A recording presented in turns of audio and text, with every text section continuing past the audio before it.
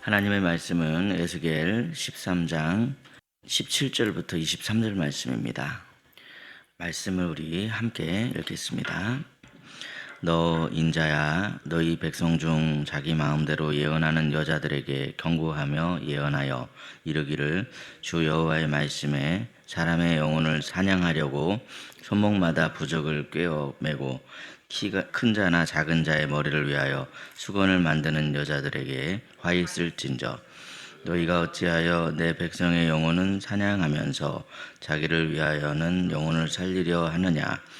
너희가 두어 움큼 보리와 두어 조각 떡을 위하여 나를 내 백성 가운데에서 욕되게 하여 거짓말을 고지 듣는 내 백성에게 너희가 거짓말을 지어내어 죽지 아니할 영혼을 죽이고 살지 못할 영혼을 살리는도다. 그러므로 나 주 여호와가 이같이 말하노라. 너희가 새를 사냥하듯 영혼들을 사냥하는 그 부적을 내가 너희 팔에서 떼어버리고 너희가 새처럼 사냥한 그 영혼들을 놓아주며 또 너희 수건을 찢고 내 백성을 너희 손에서 건지고 다시는 너희 손에 사냥물이 되지 아니하게 하리니 내가 여호와인 줄을 너희가 알리라. 내가 슬프게 하지 아니한 의인의 마음을 너희가 거짓말로 근심하게 하며 너희가 또 악인의 손을 굳게 하여 그 악한 길에서 돌이켜 떠나 삶을 얻지 못하게 하였은즉 너희가 다시는 허탄한 묵시를 보지 못하고 전복도 못할지라. 내가 내 백성을 너희 손에서 건져내리니 내가 여호와인 줄을 너희가 알리라 하라. 아멘. 오늘도 이른 새벽에 은혜의 말씀으로 하루의 삶을 시작하시는 저와 여러분의 삶에 하나님의 은총이 가득하시기를 예수님의 이름으로 축복합니다. 오늘 본문의 말씀은 하나님께서 이스라엘 백성 중에 특별히 이제 신비한 점괘와 술수로 백성들을 미혹하던 여인들을 그 죄악을 낱낱이 드러내 주시는 그런 말씀입니다. 오늘날 우리가 살아가는 이 시대에도 미래에 대한 두려움과 불안함이 있지만 특히 그 시대의 백성들은 나라가 망해가는 상황에서 마음이 불안할 수밖에 없고 미래를 자기들이 알 수가 없기 때문에 어떻게 될까 하는 그런 두려움이 그들에게 있을 수밖에 없었습니다. 이러한 상황에서 이제 만일 누군가 이렇게 가야 된다, 이 길이 쉬운 길이다 이렇게 이야기를 하고 이렇게 해야 복을 받게 된다, 이렇게 해라 라고 이렇게 말을 한다면 그 길이 쉬워 보이고 그 길이 좋아 보이면 사람들은 다 대부분 그 말을 듣고 그 길을 가는 사람들이 많더라는 것이죠. 에스겔 당시에 이스라엘 백성들이 그랬습니다. 그들은 자기 마음대로 예언하는 여인들한테 마음을 빼앗겨 버렸습니다. 문제는 뭡니까? 그 길이 생명을 주는 길이 아니고 오히려 반대로 사망길이다라는 것이 문제였습니다. 하나님께서는 이들을 그냥 두면 다 죽을 수밖에 없다는 것을 알기에 에스겔을 통해서 말씀을 들려주시더라는 것이죠. 먼저 하나님께서는 이 거짓 신앙이 어떤 것인가 하는 그 실체를 밝혀주고 계십니다. 본문 18절 말씀인데 본문 18절 말씀을 함께 읽겠습니다. 시작. 이르기를, 주 여호와의 말씀에 사람의 영혼을 사냥하려고 손목마다 부적을 꿰어매고 키가 큰 자나 작은 자의 머리를 위하여 수건을 만드는 여자들에게 화 있을진저, 너희가 어찌하여 내 백성의 영혼은 사냥하면서 자기를 위하여는 영혼을 살리려 하느냐. 아멘. 본문에 나오는 여인들은 하나님의 이름을 빌렸을 뿐 미신적인 방법을 총동원해서 백성들의 영혼을 사냥하는 영혼의 사냥꾼들이었습니다. 그러니까 백성들의 영혼을 자기의 생계의 수단으로 삼고 있었다는 것이죠. 여기 지금 19절 말씀 보면 너희가 두어 움큼 보리와 두어 조각 떡을 위하여 이렇게 말씀하고 있죠. 사랑하는 여러분, 이러한 모습이 바로 이제 전형적인 거짓 예언자의 실태입니다. 그리고 이 거짓 예언자한테 거짓된 말을 받게 되면 결국에는 그 신앙이 올바른 신앙이 되지 못하고 거짓 신앙이 될 수밖에 없다는 것이죠. 겉으로는 하나님의 일을 하는 것처럼 보이고 뭔가 백성들을 위해 대단한 일을 하고 있는 것처럼 보입니다. 그런데 사실 이들의 동기를 살펴보면 이들은 철저히 자기의 유익을 위해서 움직이고 있는 악한 사람들이었더라는 것이죠. 이들은 하나님보다는 돈을 원했고 영혼을 귀하게 여기기보다는 자기의 명예를 원했으며 진리를 추구하기보다는 자기의 욕망만을 앞세우고 있습니다. 그런데 이러한 거짓 신앙의 길은요, 절대로 사람을 살리는 길이 될 수가 없습니다. 결국 백성들을 죽음에 이르게 하는 사망길임을 기억해야만 하더라는 것이죠. 오늘 우리 시대에도 마찬가지입니다. 달콤한 말로 축복만을 약속하는 설교가 좋은 것처럼 들릴 수 있습니다. 하지만 그러한 말씀은 결코 생명을 얻게 하는 말씀이 아니더라는 것이죠. 생명은 거기에 있는 것이 아닙니다. 생명은 오직 길이요 진리요 생명이신 예수 그리스도에게 있습니다. 여러분, 우리가 이 거짓 신앙에 농락당하지 않기 위해서는 혹시 겉모습만 신경 쓰고 있지는 않은가? 속에는 자기의 욕망만을 채우고 있지는 않은가? 이런 점들을 우리가 분별해야만 하더라는 것이죠. 참된 신앙은 어떤 신앙인가? 방향이 중요한 신앙입니다. 방향을 어디로 향하고 있는가? 방향이 자기에게로 향하여져 있지는 않는가? 방향이 예수님에게 향해져 있는가? 그 방향이 중요하더라는 것이죠. 동시에 참된 신앙은 언제나 자기의 유익을 구하기보다 하나님의 뜻을 따르는 결단으로 이어지게 되는 것을 보게 됩니다. 그러므로 자기의 욕망만을 추구하기 위한 이 거짓 신앙을 잘 분별하심으로 말미암아 자기를 부인하시고 오직 하나님의 뜻 안에 머무르시는 저와 여러분 되시기를 예수님의 이름으로 축복합니다. 둘째로 하나님께서는 악인을 심판하시고 악인에게 사냥당한 영혼들을 구출해 주시겠다, 구원하시겠다 이렇게 말씀하십니다.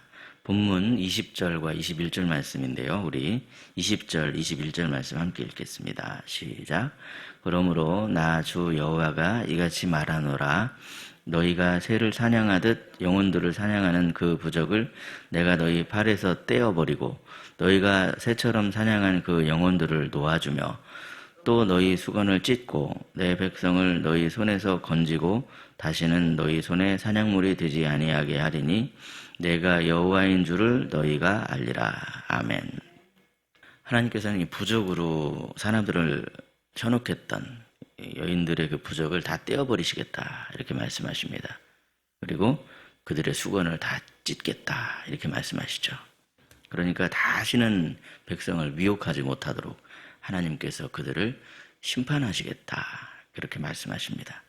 본문의 말씀은 단순히 무서운 하나님의 심판만을 보여주시는 그런 말씀이 아닙니다. 왜냐하면 하나님께서는 심판 자체가 목적이 아니라 영혼을 불쌍히 여기시는 하나님께서 백성을 회복시키시기를 원하시기 때문에 그렇습니다. 그렇기 때문에 하나님께서는 자기 백성이 더 이상 거짓 예언의 속임수에 빠지지 않게 하기 위해서 그들의 거짓을 다 드러내 주시겠다 그렇게 약속을 하십니다.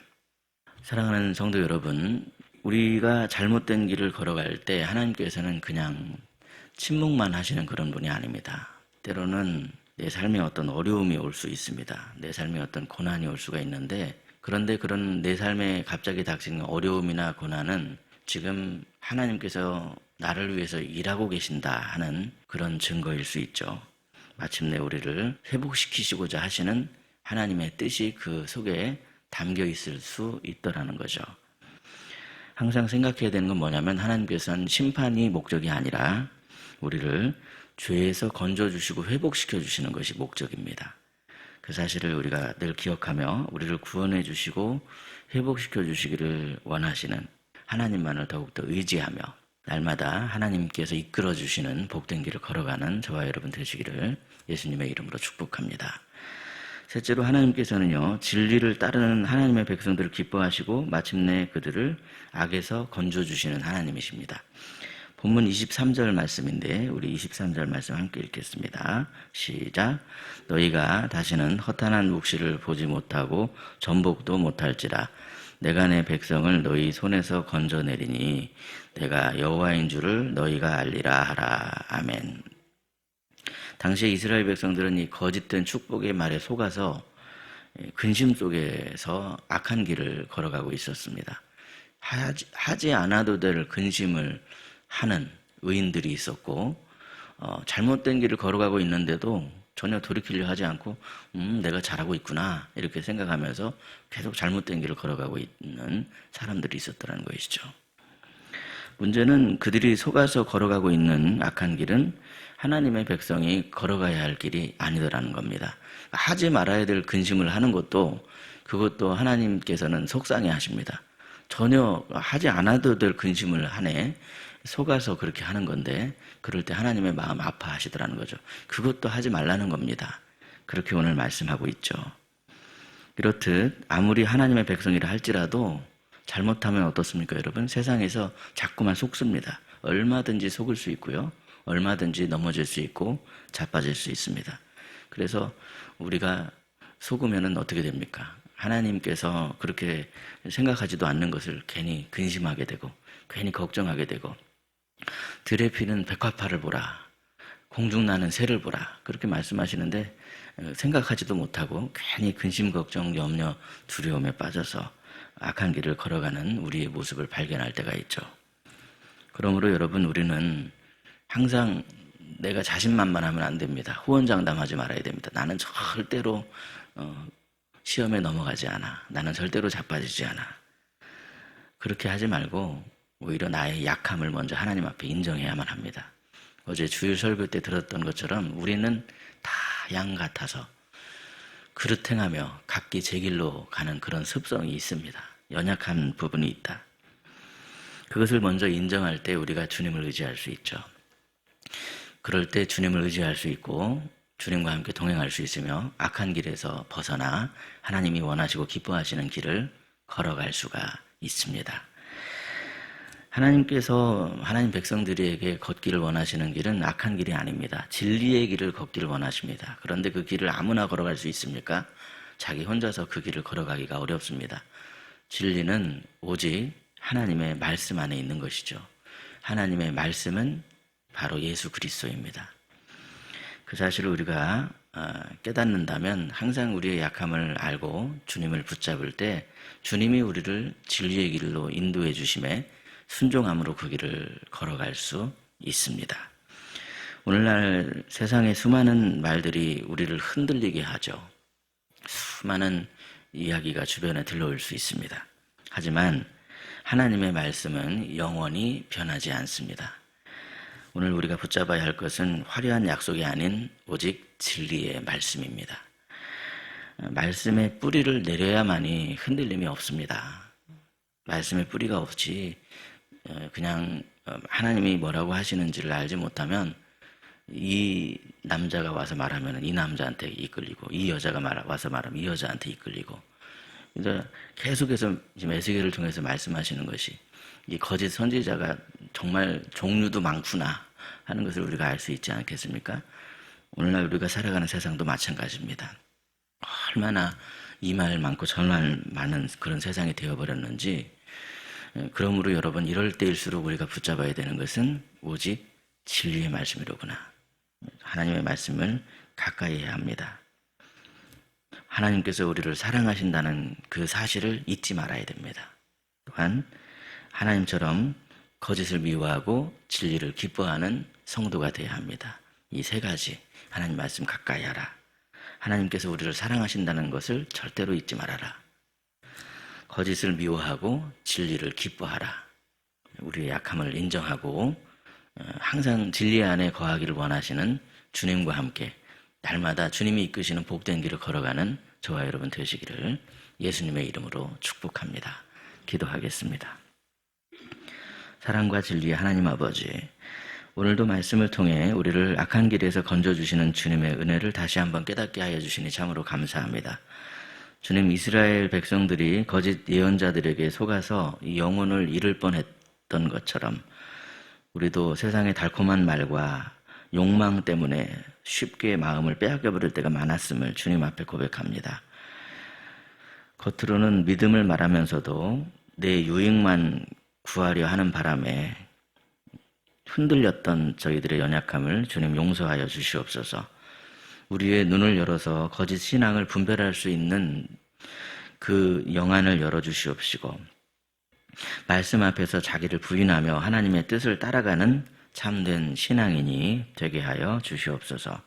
세상을 다스리시고 심판하시는 하나님, 이 심판 중에도 우리를 버리지 아니하시며 진노 중에도 사랑을 베풀어 주시는 하나님임을 오늘 말씀을 통해 깨닫게 하시니 감사합니다.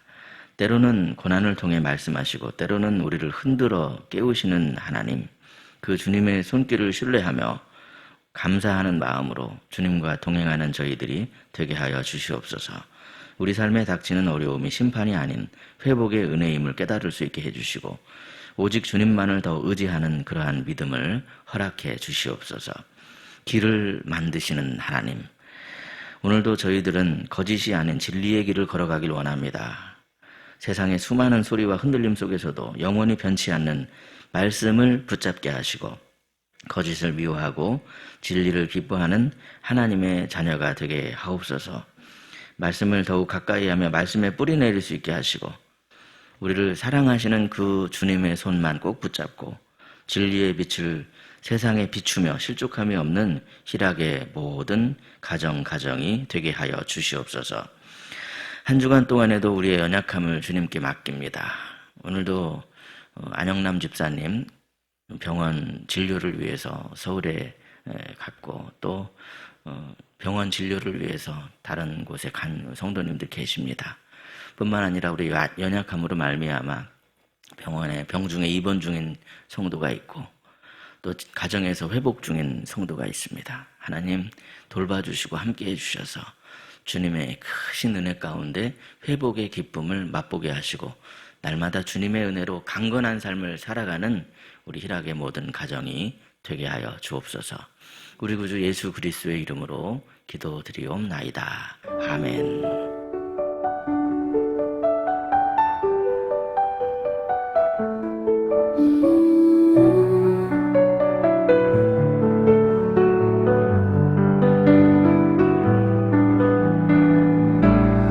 우리가 시작할 때에 확신한 것을 끝까지 견고히 잡고 있으며 그리스도와